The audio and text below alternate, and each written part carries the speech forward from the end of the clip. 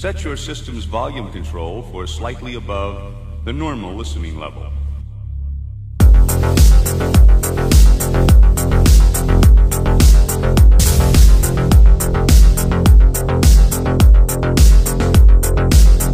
About tonight, I forget sometimes.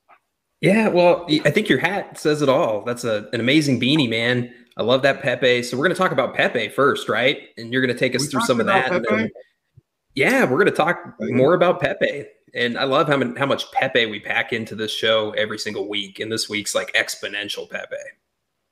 Now, Sean, if you were going to like break apart and disturb a 100-year-old media propaganda arm that was owned by a small group of people, how could you fight this control structure, Sean? They own the movies, the news stations, right?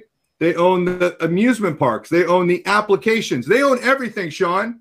How can we, right, as a people fight together against this huge propaganda machine? It's like impossible. There's trillions of dollars, correct? Yeah, I mean, most the crazy guys, right? They get out on the corner of the street with the cardboard signs and they're screaming about Jesus and stuff. And that doesn't work very well when you're trying to make an effect. And like you said, they control everything else. So, man, what are we to do? Maybe make some pictures? Yeah, and so I want to play this, or I just show you guys this little clip from Ralph McGahey, who's a former CIA officer. And, you know, the CIA has never been a central intelligence agency. It's been a disinformation of covert action against the American people.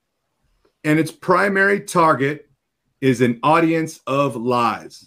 Okay. And I think even back in the 70s, there was a congressional hearing where literally they came up and said 70% of our media assets are basically working for the CIA, right? Yep. Operation Mockingbird. And they also did MK Ultra stuff. You know, up in Canada, they were partnering with them. It's been nonstop. But, you know, Sean, there's still some woke people out there that don't believe us. They don't think there's the propaganda machine out there. Fox News, CNN, I mean, they're all part of it, right? Fox News is not, you know, they're not singled out at all, but they're part of this machine. But let's just play this quick clip and see what I mean. Extremely proud of the quality, balanced journalism that CBS 4 News produces. But. Some media outlets publish these same fake stories without checking facts first.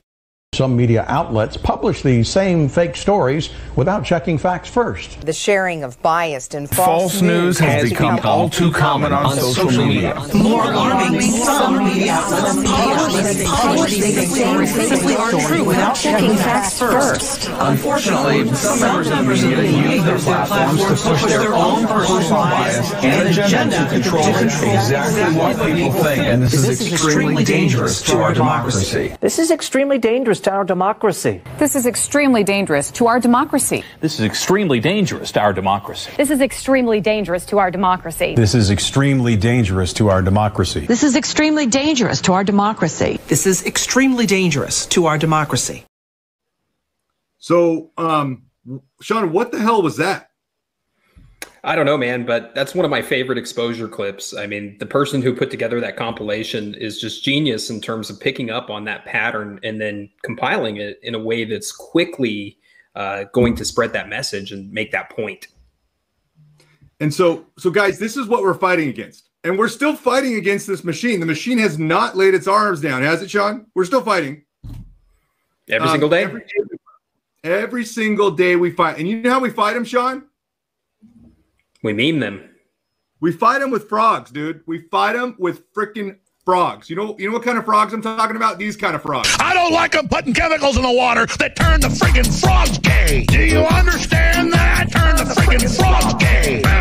Serious crap. Gay. Frogs, friggin' frogs. It's not funny. I'm gonna say it real slow for you. Gay. Frogs.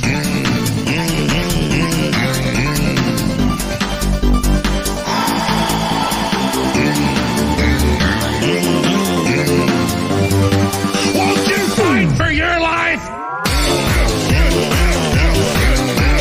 Gay. Frogs, friggin' frogs. I don't like a frog. Gay. Friggin' frogs. Frogs.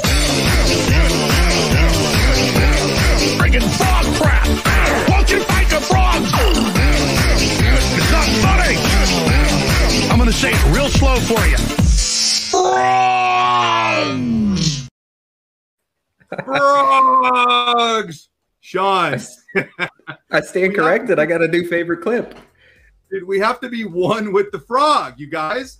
I mean, seriously, like, this is out of control. So to battle an out of control system, we got to get a little out of control, Sean. I'm tired of this shit.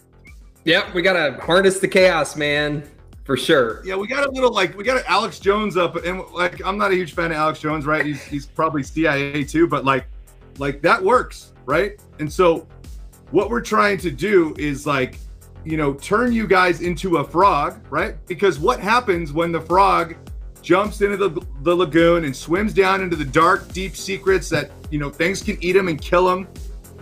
At the end of the day, he comes back up after going through all that crazy shit, and then he comes back, and what does he do? He turns into a prince, right? But he was only able to do that because he had to go through all that craziness of the swamp and swim with all these dangerous creatures that could eat him, right? It strained his ability, right, of everything that he knew, and he became something new, Sean.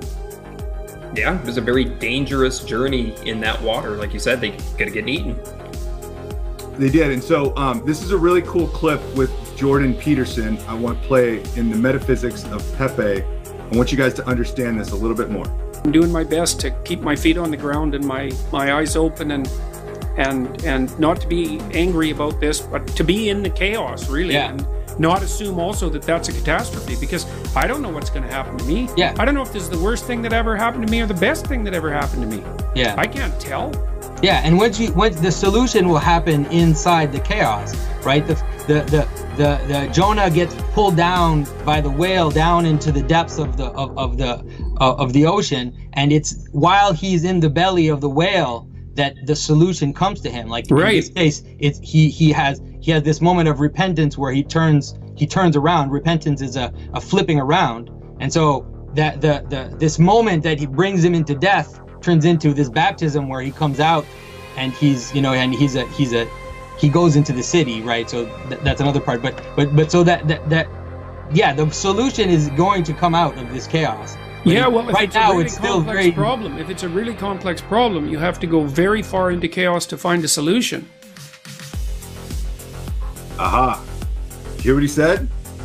Yeah, we have to go very far into chaos to solve a complex solution. And this is an extremely complex one. That probably explains all the chaos, huh? Absolutely. And so I get people with black pills and people getting angry, and like you can't get angry. Like, this is making you a better person. Yeah, it sucks. I get it, right? Like, this sucks. I don't like it either, but it's changing you. It's making you someone you would have never been, right, had this not happened.